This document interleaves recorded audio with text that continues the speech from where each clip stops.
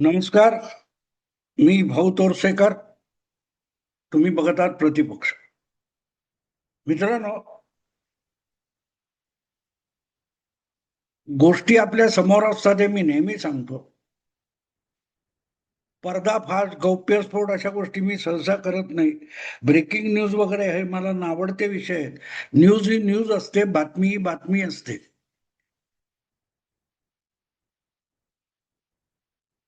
पण भूलभुलैया निर्माण केलेला असतो ना, तो भूलभुलैया किंवा उडवलेला धुरळा खाली बसतो, तेव्हा सत्य आपल्या समोर येतं. आणि म्हणून मी तो वेगळा शब्द आज माझ्या शीर्षकात वापरलाय, पर्दाफाश. अजितदादांच्या धाकट्या मुलाचं म्हणजे जय पवारचं एक भाषण मला व्हिडिओमध्ये ऐकायला मिळालं. तसं ते फार मोठं जाहीर भाषण आहे वगैरे असा काही भाग नाहीये.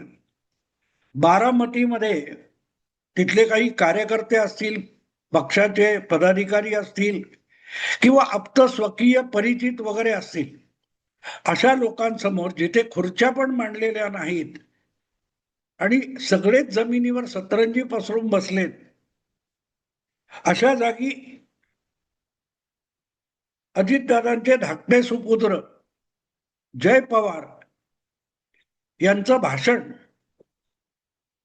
आणि ते कशासाठी आहे? भाषण म्हणण्यापेक्षा त्याला हितगुज म्हटलं तर अधिक योग्य होईल. ते हितगुज हे बारामतीमध्ये लवकरच म्हणजे 23 एप्रिलला जे पोटनिवडणुकीचं मतदान होणार आहे आणि ज्या निवडणुकीमध्ये जय पवारची आई आणि अजितदादांची पत्नी उपमुख्यमंत्री सुनेत्रा पवार या उमेदवार आहेत, त्या निवडणुकीच्या तयारीसाठी एक बैठक घेतली होती आणि त्यामध्ये जय पवार यांचं हे भाषण आहे आणि त्याचा व्हिडिओ ऐकून मी अक्षरशः सर्द झालो. याचं कारण जय पवारने फार आवेशपूर्ण आणि खोचक भाषेत न बोलता अनेकांचा पर्दाफाश करून टाकलाय. चेहऱ्यावरचा मुखवटा टरटरा फाडून टाकलाय अनेकांच्या. गेले काही दिवस ज्या प्रकारे राष्ट्रवादी काँग्रेसमध्ये एक खळबळ माजलेली आहे असं एक चित्र निर्माण केलं जाते. खळबळ माजली आहे का? मला तर दिसली नाही.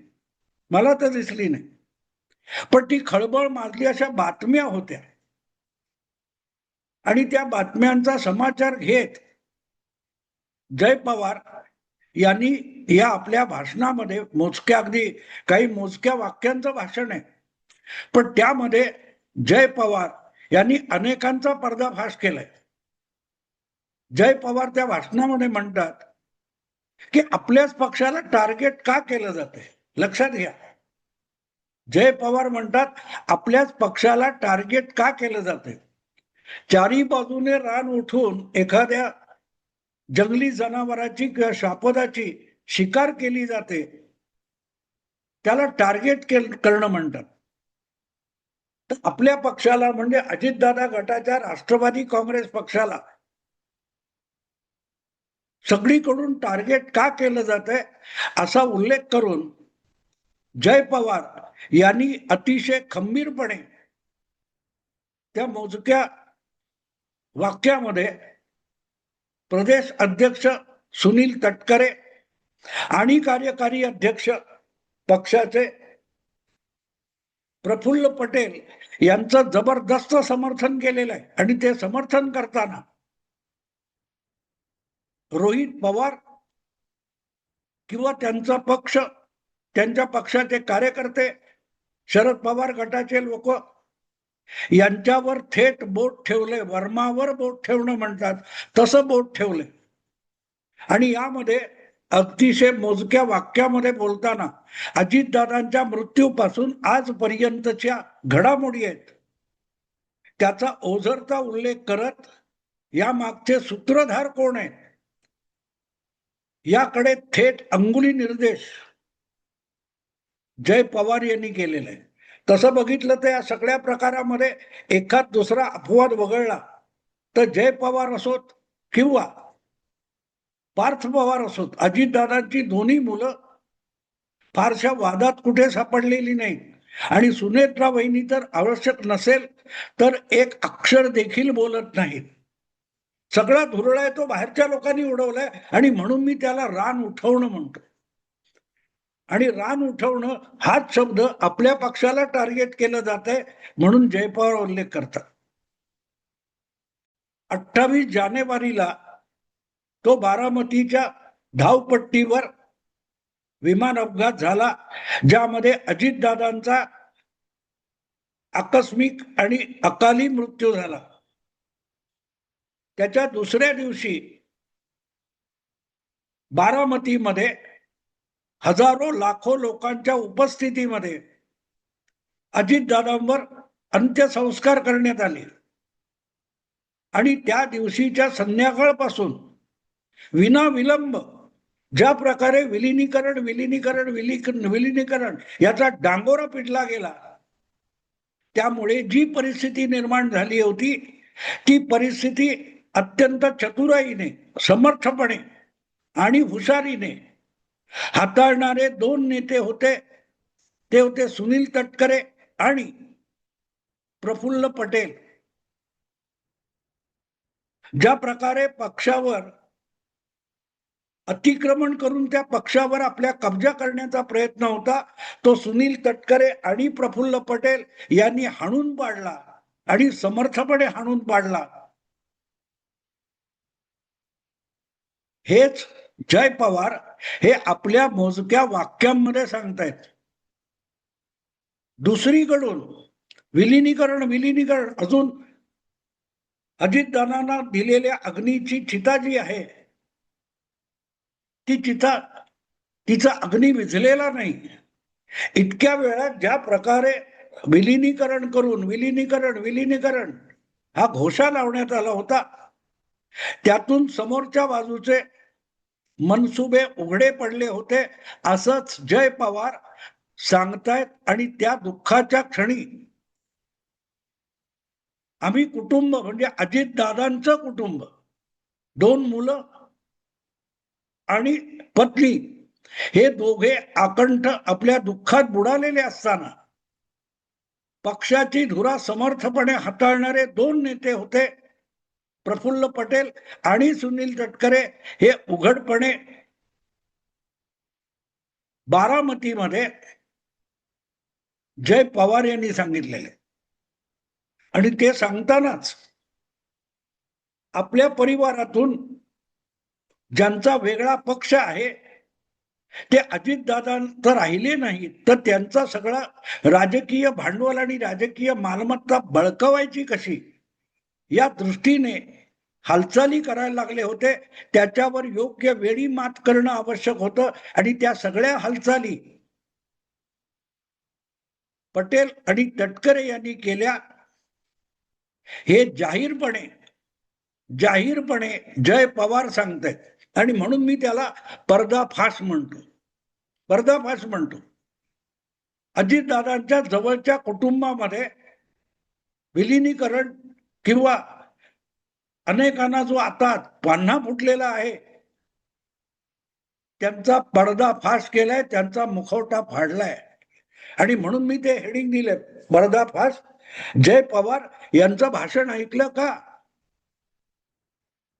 वेळ जाऊ दिला असता, अगदी ते पण बोललेत 13 दिवस थांबलो तर काय झालं असतं. अपेक्षा तीच होती. 13 दिवस दुखवट्याच्या कालखंडामध्ये हळूहळू करत असं रान उठवायचं की कधी अजितदादांचा पक्ष हा शरद पवार गटाच्या कब्जात गेला याचा कोणाला पत्ता लागू नये, अशा षडयंत्राची अंमलबजावणी अजितदादा गेल्यानंतर काही तासात सुरू झाली होती. म्हणूनच अजितदादांचा अंत्यविधी चालू असताना सुद्धा त्याची लक्षणं तिथल्या मैदानावर, जिथे अंत्यविधी चालू होता त्या मैदानावर ती लक्षणं दिसत होती.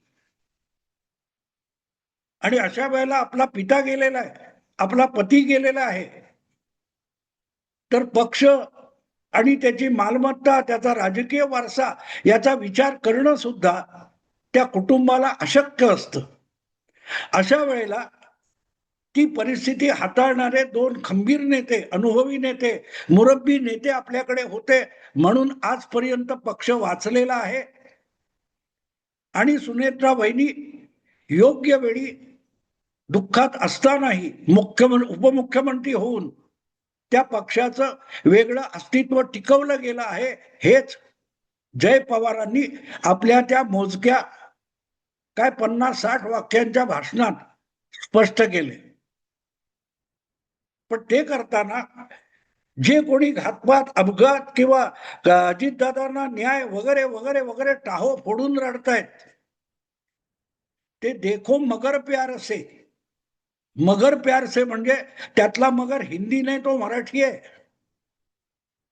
मगरीचे अश्रू वाहणारे जे लोक गेले 2 महिने टाहो फोडून रडतायत, त्यांचा पर्दाफाश जय पवारांनी केलेला आहे.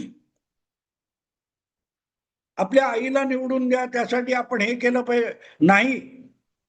आता पक्ष सांभाळला पाहिजे. अजितदादांनी जी आपली स्वतंत्र ओळख काकांच्या सावलीतून बाहेर पडून निर्माण केली, ती काळजीपूर्वक जपणं आवश्यक आणि अगत्याचं आहे. हेच आपल्या भाषणातून जय पवार यांनी सांगितलं. किंबहुना बारामतीमध्येच जो अजितदादांचा आज बालेकिल्ला मानला जातो, त्या बारामतीमध्येच आपल्या आसपास पसरलेले आपले अनेक हितशत्रू आहेत. आपले हितचिंतक असल्याचे मुखवटे पांघरून ते आपल्या आसपास वावरतायत. आणि म्हणून आपले कोण आणि परके कोण, त्यामध्ये खरे आपले कोण आणि खरोखरीचे परके कोण, हे आपल्याला ओळखता आलं पाहिजे. याची जाणीव करून देण्यासाठीच जय पवारांचं ते भाषण फार महत्वाचं आहे. जमलं तर मी या व्हिडिओ खाली त्याची लिंक देईन, ते ऐका ते. आणि त्यामुळे आता तो विलिनीकरणाचा विषय मागे पडला असं म्हणत म्हणत अजितदादांच्या पक्षाकडे आता कोणी नेतृत्व नाही. सुनेत्रा वहिनी राष्ट्रीय अध्यक्ष झालेत, पण त्यांना अजूनही पक्षावर पकड घेता आलेली नाही, मांड ठोकता आलेली नाही. पार्थ पवार अगदी नौखे आहेत, भले ते राज्यसभेत गेलेले असतील, पण तरीही पक्ष हाताळणं, पक्ष चालवणं ही सुनेत्रा वहिनींच्या आवाक्याच्या बाहेरची गोष्ट आहे. अशा प्रकारचा जो धुरळा गेले 8-10 दिवसापासून सातत्याने उडवला जातोय, त्यातून एकच गोष्ट स्पष्ट होते की अजितदादांचा पक्ष आणि वारसा सर्व्हाइव्ह करायचा असेल तर त्याची सूत्र परत एकदा वयोवृद्ध झालेल्या शरद पवारांकडे गेली पाहिजेत आणि शरद पवार गटाकडे गेली पाहिजेत. कारण अजितदादांच्या पक्षाकडे कोणी नेताच नाहीये आणि सुनेत्रा वहिनी यांच्या नेतृत्वाची कसोटीच लागलेली नाहीये. 40 आमदारांचा पक्ष आहे आणि तो इतका विस्कळीत होऊन गेलाय. आता विस्कळीत झालेला कोणाला आणि कसा दिसला? एवढं भयंकर संकट पडले. पक्षाचा सर्वोच्च नेता अचानक अपघातामध्ये अकाली या जगाचा निरोप घेऊन निघाला आणि तरीही दुःख बाजूला सारून सुनेत्रा वहिनींनी 4थ्या दिवशी उपमुख्यमंत्री पदाची शपथ घेतली. त्यांचीच पक्षाच्या राष्ट्रीय अध्यक्ष म्हणून निवड करण्यात आली. आमदारांची बैठक घेऊन त्यामध्ये सुनेत्रा वहिनी यांना विधानसभेतल्या गटनेता म्हणून निवडण्यात आलं. विस्कळीत म्हणजे नेमकं काय असतं?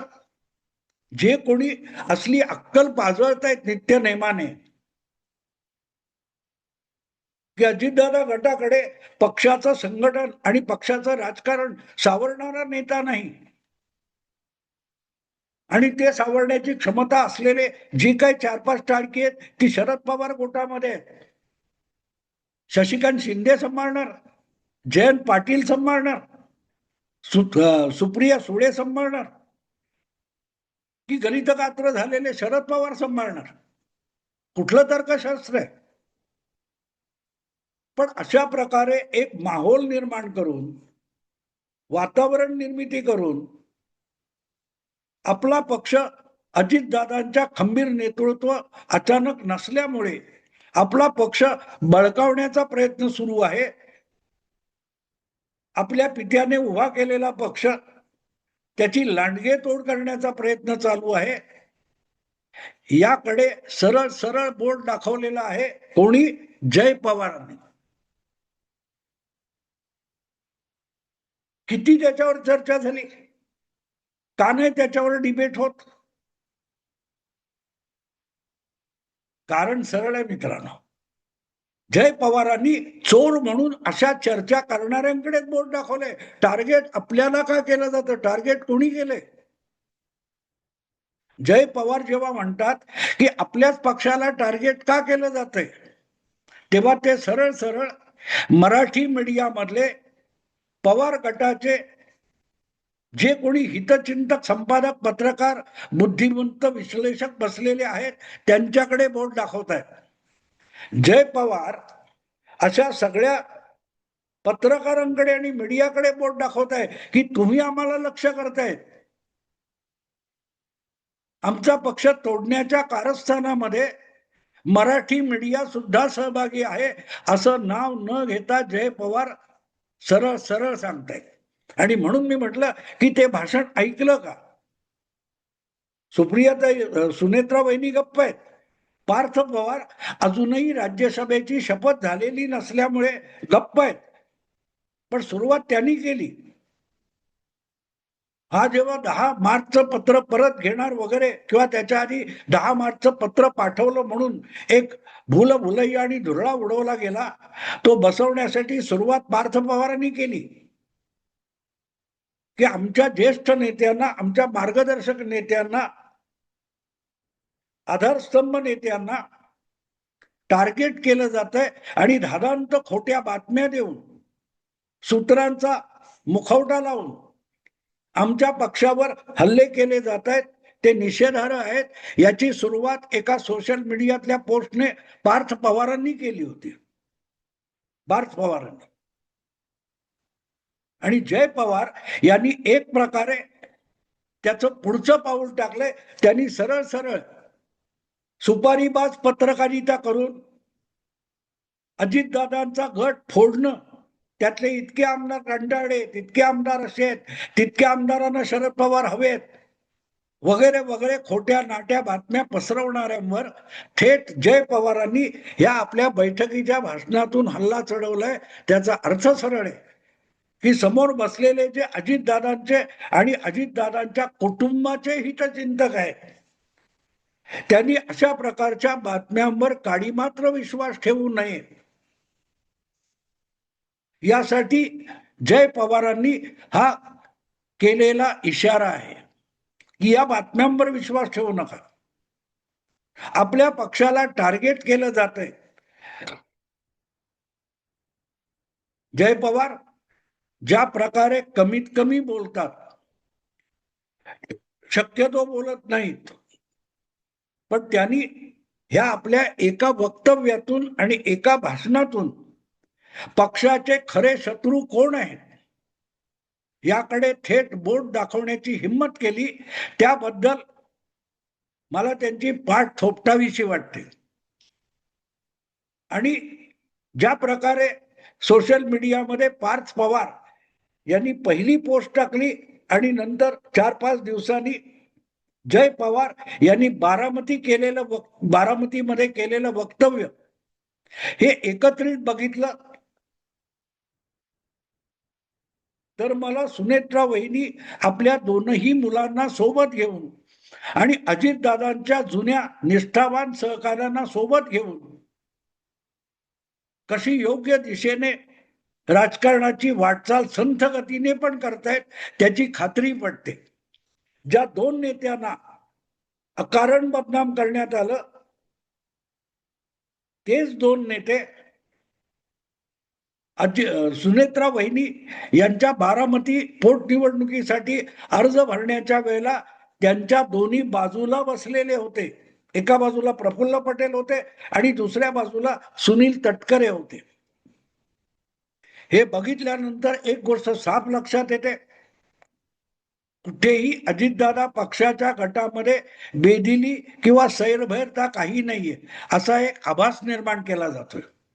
आणि जे थोडस उथळ राजकारणी असतील असे आमदार किंवा अजितदादांचे सहकारी यांच्या मनामध्ये शंका निर्माण करायची, संशय निर्माण करायचा या पलीकडे असल्या चर्चा बातम्या यांना किंचितही अधिक अर्थ नाही.